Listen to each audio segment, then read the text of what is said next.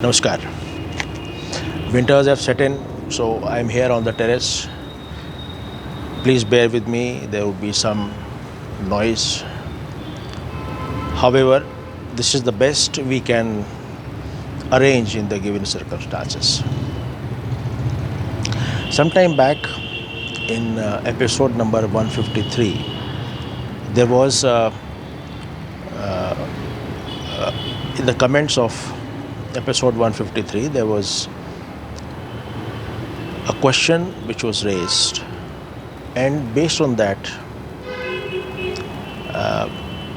I carried out certain, for the last 2 days, certain research work from various satsangs of Papaji and some books written by him, and so on. Plus my own, whatever I have experienced on my own, all that I would be sharing here with a hope that there would be a reasonable addressing of the issue, because it is very difficult to answer this question of a direct experience. However, I'll make an attempt. So to start with, we take up a story. I know of a person who is a very good Reiki healer. Now this gentleman, he is so good in his what he does that his whatever treatments that he shares, they come out very successful. Though he is it's very less number of cases that he takes, and he doesn't charge. But this is how he is. So I asked this gentleman, what is the reason for your sessions being so effective and the results of healings being so good? He said one thing, that when I went to the Reiki class, there were 4-5 of us, and the teacher was good, and I was the only one who was having no knowledge about any of these things, Reiki or anything to do with healing or psychic sciences or anything. I had no knowledge. So rest everybody were either practicing healers or they were having some sort of a knowledge about related fields. And this gentleman was, as it is, he was quiet, he did not know anything. So as a result of his not knowing anything and knowing that he doesn't know anything, and also accepting in front of the class to the teacher that he doesn't know anything, he has come, he has heard about Reiki, and he has come. Now he will see to what level he wishes to go and how he wishes to use Reiki. He has come only to experience whatever it is. So he knew he doesn't know anything. Rest all in the class, they knew so many things. And that is why this person could so effectively take whatever the teacher had to offer. And the reason for this was that whatever the teacher was offering, he was accepting it, he was grasping it like an inquisitive child. He did not have any contamination in his mind, the contamination of previous knowledge, contamination of the belief that he knows something or a lot. No contamination. It was empty, totally empty. So, whatever was being offered without any impurity, it was being accepted and retained and later on used. So, this is how it is. Now, let us come to the topic as such. One gets indirect knowledge through various other sources, like I have told certain things about that person. Now, this is an indirect knowledge as far as the listeners are concerned. So, anything which is shared by somebody, heard by us, grasped by our senses, and read in the books, these all are the sources of indirect knowledge. For those people, it may be direct, but as far as I am concerned, it is indirect. Now, when I get this indirect knowledge, I wish to experience them. I wish to use my own intellect, my mind, intellect, reasoning, understanding, appreciation. All these things have to be done by me at a mental level. Simultaneously working on the ground or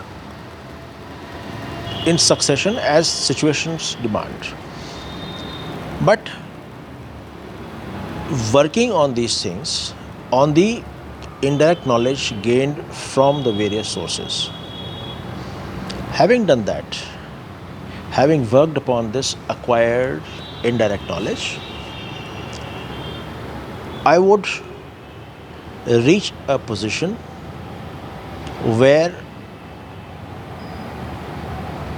I would have negated the existence of all, that is, existence of this body as real, or existence of the whatever is inside the skin of this body as real, or whatever. A basic thing is, say, suppose the moment we wake up, the dreamer and the sleeper automatically they merge into the waker.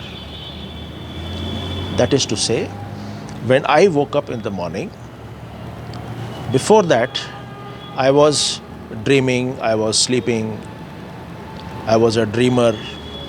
But when I got up in the morning, all these projections of my intellect, everything came back to where all of them emerged from.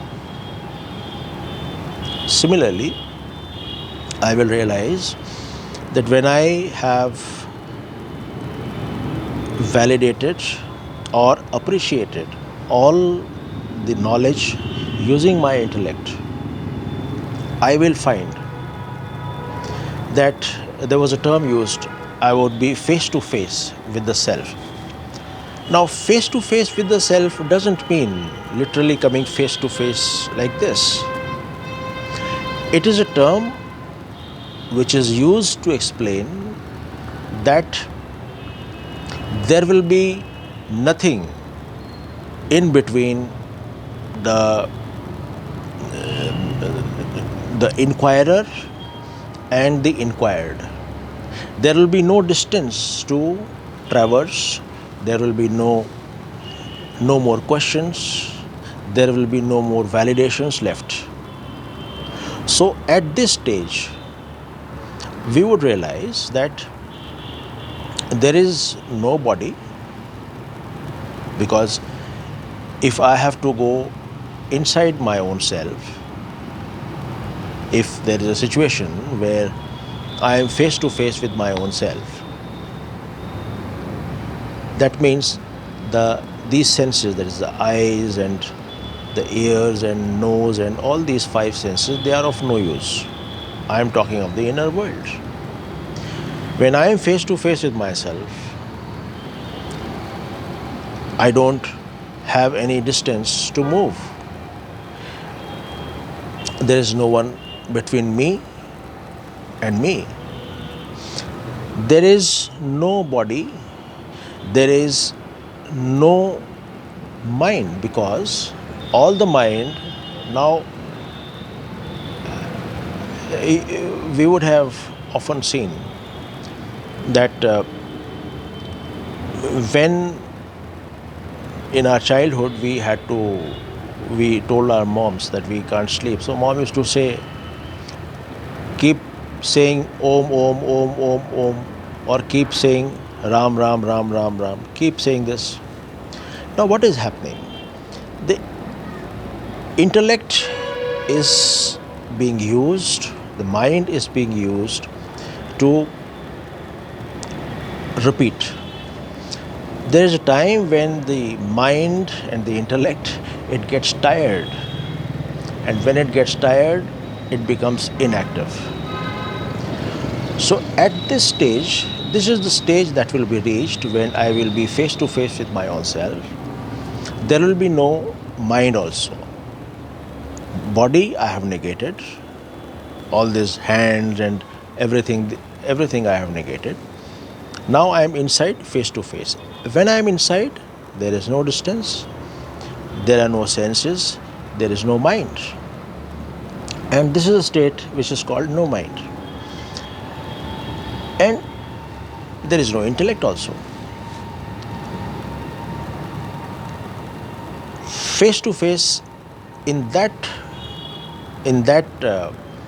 way of understanding, means you are one with what you are searching, what you are looking for. That is, the dreamer and the sleeper, they have merged into the waker, I can say so, or they have come face to face with the waker. It is all the same. This is one aspect. Now I think I'll have to close. For the time being, this much is enough, and this should suffice. Why I said that example of Reiki is because I wish to say that when we approach a guru or any of these things, we have to be without any preconceived ideas, notions, concepts, identities, egos, or anything. Just approach this question, address this aspect, and things will be done. I'm very sorry, this is in the background.